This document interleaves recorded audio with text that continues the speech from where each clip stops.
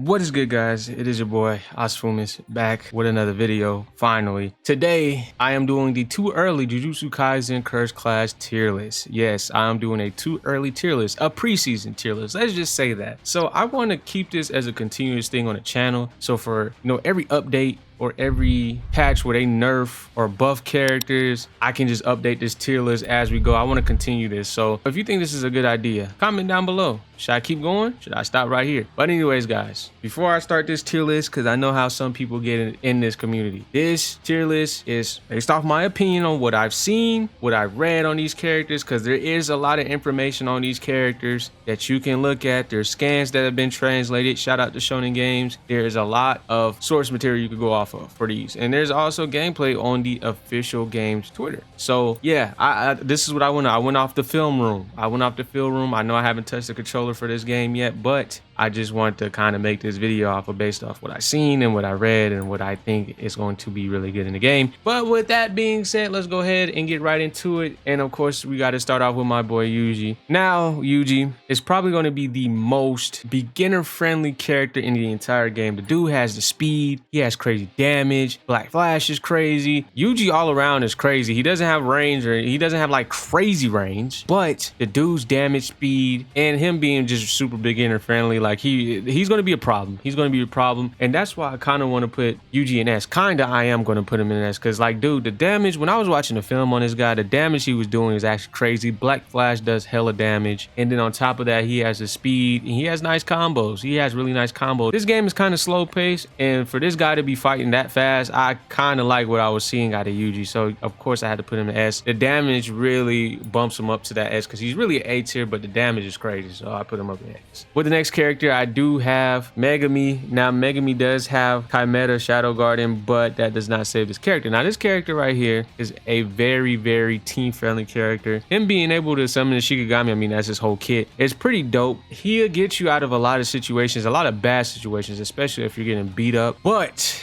I'm still like on the edge with this character. He's really, really team friendly. He really will save you in a lot of areas. But me personally, I don't know. My fighting style is totally different. So I don't know how to feel about Megami, but his kit is actually pretty nice. But it's not like super crazy like a Yuji. Like, I mean, I feel like he's more of a support kind of guy anyway. But anyways, I'm gonna have to put Yuji in B. I had him in B in my last tier list and take one. And I think this is a fair spot to put him as of right now until the game comes out. This can change. These decisions can change, guys. So don't go bang your head on your desk or putting your foot through a wall because I put Megami in a B. But right now he's a B. Now you might hate me for this one. Nobita. Oh, at first Nobita was B tier, and then I went back and looked at some film. That cursed dog technique kind of nice. So the thing is, when we seen gameplay, when we seen what was it, 30-40 minutes of gameplay like month two ago, the person who was playing as Nobita was pretty much new to the game, so she kind of didn't know how to play yet. But if you go back to the game's Twitter, the Jujutsu Kaisen Twitter or the Curse Clash Twitter, there's some film on Nobita, and the mid-range, she got some range. The mid-range, okay, that's cool, but there's a thing that a lot of people didn't pay attention to. So I'm pretty sure some of you did, but not a lot of people. So of course, when you hit an opponent with the nails, there's like a little marker that pops up above Nobita's health bar telling you, yo, do this. And the do this is what I'm talking about, is the cursed dog technique. So she can hit the cursed dog with a nail, and the guy can be literally across the map and he still gets damaged. I was like, okay, that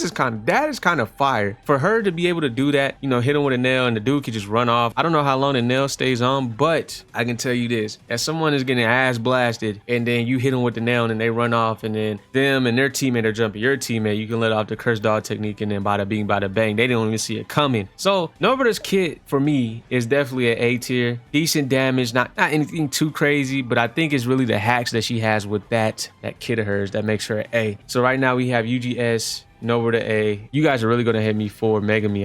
I'm sorry, he's just B right now. Now on to the next character, we have Gojo Satoru. Of course, he's S tier, and he's arguably the best character in the game. The reason I say arguably, because we're gonna get to that a little bit towards the end of the video. But Gojo, I mean, bro, we knew he was gonna be broken. He has the combos. He has Reversal Red that does a lot of damage. He has Infinite Void that literally stops you. Literally, you cannot do any curse techniques for a period of time, and you cannot move. You're literally freezing the entire entire battlefield. On top of that, he has blue, and then he has the one-shot move, Hollow Purple. Literally one-shots. Reversal Red alone is crazy. The damage on that is crazy. On top of that, the dude gets super armor as well. So it's like, dude, he's like broken all around. He's literally broken all around. So yeah, of course, Gojo has to be in the S tier. Like, that dude is just something different. With the next character, now, in my take one video, this is my second time making this video because they decided they wanted to drop the Yuta gameplay yesterday. Today is the 18th for me, so I don't know when this video is going to come out. You guys know how I be. I move kind of slow. But I had Yuta in B tier because we didn't see really anything from him. His description didn't really help me a lot. But now that I've seen that gameplay, so now what I've seen with Yuta has nice combos. Rika is the one that puts him in an S. Let me explain why. So when I first read his description, right? Yuta's description, this is what we got first before the trailer and then the gameplay after the trailer. So Yuta's description was, when he or an ally either takes a certain amount of damage or is down, the cursed spirit Rika gains power and her cursed energy level reaches its peak. Use excessive power in cooperation with Rika to subdue your opponent. So I'm like, okay, I need to see how this looks because the trailer didn't portray any of what was explained in this translation. Shout out to Shonen Game. Nothing in that trailer explained what the fuck I just read. Right? So reading this, I'm like, okay, cool. He still B. I didn't really see anything. What I seen his gameplay. Boy, what the I don't even know what I watched, right? So I'm watching Yuta. Of course, he summons Rika. I don't know. I'm still kind of learning the battle system myself, but he smacked the ground and dude had unlimited curse energy. Maybe I'm bugging. Maybe there's a mechanic that I missed or that I looked over, but dude had unlimited curse energy. Not on top of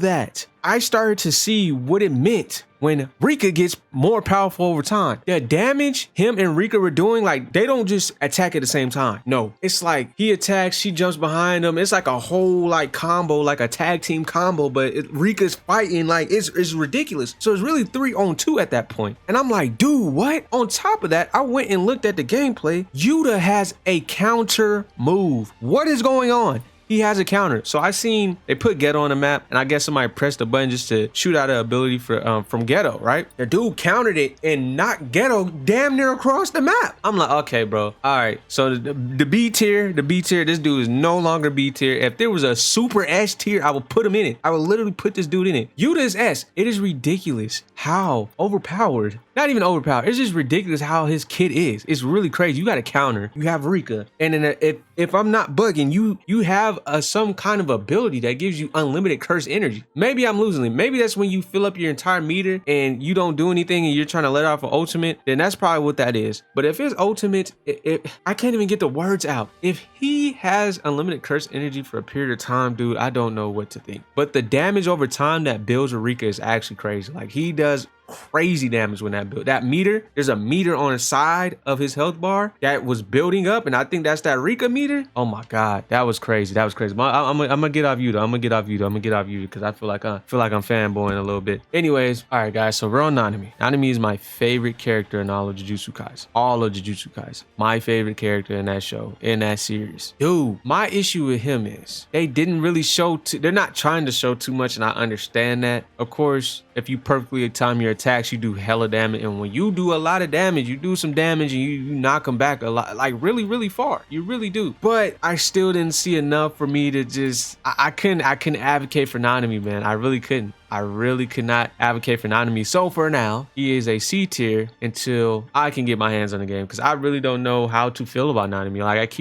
I watched this gameplay, I looked at his descriptions, I know what he does, and then he has overtime as well, which I think that gives him like a damage boost, and that's cool. But it's like, I'm trying to actually see how that is, and just judging by the gameplay and stuff like that, they didn't show enough for me to put him in at least a B tier. So right now, Nanami is a C, and this is coming from a guy who is a big Nanami fan, bro. He really is. But I want to add to that, Nanami is not going to be a character that a lot of people play, because I think the perfectly timing his attacks is not going to be for a lot of people. But I'm going to try to perfect this character so I can stand on business. You know what I'm saying? Because Nanami stood on business till he got blown up. But anyways, on to Panda. Now Panda, okay.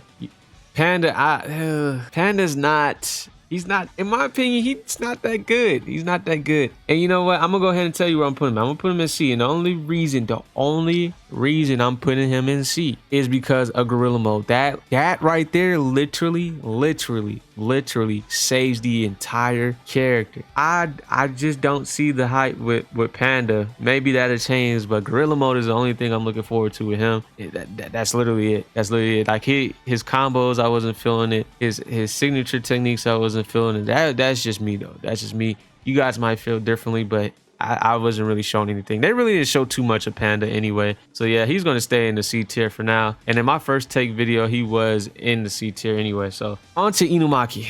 Now, Inumaki at first was also a C tier. Not in my first take video, but I seen some more in-depth gameplay of Inumaki. And one, he has very nice combos. Two, there is a way to cancel out getting damaged. So you guys know when Inumaki uses his speech technique, he kind of hurts himself. He can kill himself overusing it, and he has his medicine that he takes. Well, the devs actually put that into the game. So Inumaki, I don't know the range of his speech technique, but it looks like it can reach, like really reach. And that range puts him up a little bit. On top of that, when he uses his speech technique, he doesn't take damage instantly. There is a bar, if I'm not mistaken. It's either under or next to his health bar. You pretty much got like 3 or 4 tries before the speech technique actually digs into your health bar. So this dude pretty much has body armor in a way. So once you start digging into that health bar, that armor doesn't come back. It doesn't.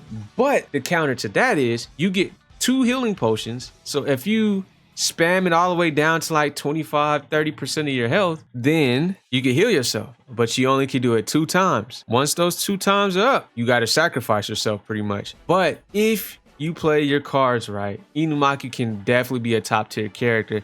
And that's why I have him in A, and I'm gonna put him over Nora. I feel like he's over Nora. I still don't know the potential or the reach of his speech technique. It looks like it can reach very far, but I want to know how far it can reach. Maki's B tier. I'm gonna go ahead and say Maki's B tier. Really nice combos. She's not fast paced, but she's a faster paced character than most of these characters in the game. She has the range with that staff. She has the different weapons that you can use. She's gonna be dope. She's really gonna be dope. And she's B tier. She's the taijutsu thing. I'm really big on taijutsu characters. So her being her in this game, if that makes sense, is from what I've seen is B tier material. But what do I know? It's better than Panda. I can tell you that. Now this one right here, Toto. Toto is the most interesting, the most unique, the most creative character in this entire game, and it's because of that one ability, Boogie Woogie. I do not know if you can use Boogie Woogie on your own teammate so you can get them out of sticky situations, but I know that you can use it on another opponent, which is really going to be trippy because they could be whooping up on your teammate and then you use Boogie Woogie, you swap places with them, now you're next to your teammate. That's going to trip people out. He's the most unpredictable character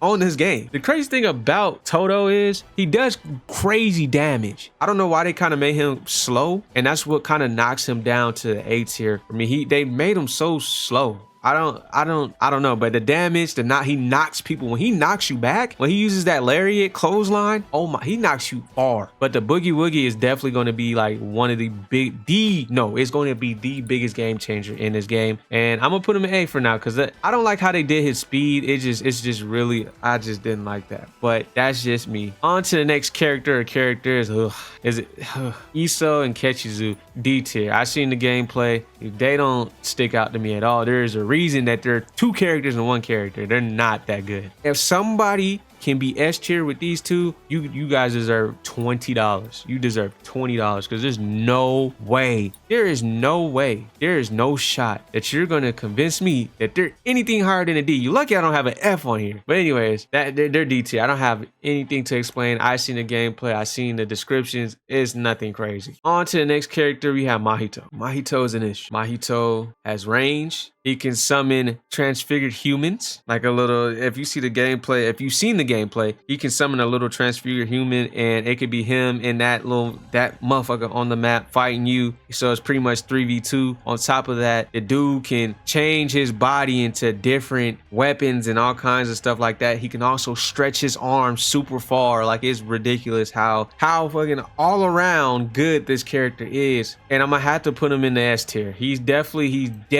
in front of Yuji 100%. That dude is just all around annoying. He's going to be annoying, and you're gonna see a lot of him. On to the next character, we have Hanami. I don't know why I have Hanami on here twice. Just vibe. Just ignore that. Just vibe. So Hanami is a zoner. If you look at that gameplay, Hanami is a big zoner. So you don't know when you're gonna get hit by Hanami. Someone using Hanami can be minding their own business fighting somebody else, but if they knock that opponent off, if Hanami is at least within range, Hanami can hit you from a good distance. Not only that, if Hanami reveals the arm, that damage, oh my god, that damage is definitely A tier. The damage that Hanami does is ridiculous, but the range is just like, you guys know how zoning characters are. They're the most annoying thing in fighting games. They literally are, because all you had to do is sit back and relax. On top of that, Hanami has an ability that can keep you away, literally keep you away, push you away, literally does damage and push you away. Do not let the arm be out and that ability is being used, because oh yeah,